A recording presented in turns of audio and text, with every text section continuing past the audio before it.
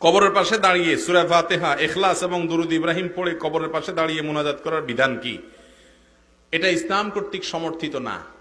আমাদের দেশে আমরা বেশিরভাগ মানুষ মনে করি যে কবরস্থানে গিয়ে সূরা ফাতিহা পড়তে হয় একবার, সূরা ইখলাস পড়তে হয় 3 বার, আল-হাক মুত্তাকাসির পড়তে হয়, আবার আপনার আয়াতুল কুরসি পড়তে হয়, আরো কি কি আছে।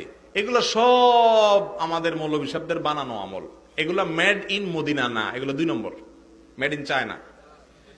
মেড ইন মদিনা যদি জানতে চান, তো মেড ইন মদিনা হলো কবরস্থানে গিয়ে কবরবাসীকে সালাম দিবেন, সালামুন আলাইকুম দারা কওমিন মুমিনিন ওয়া ইন্না ইনশাআল্লাহু বিকুম লাহিকুন আনতুম লানা সালাফুন ওয়া নাহনু লাকুম তাবাউন।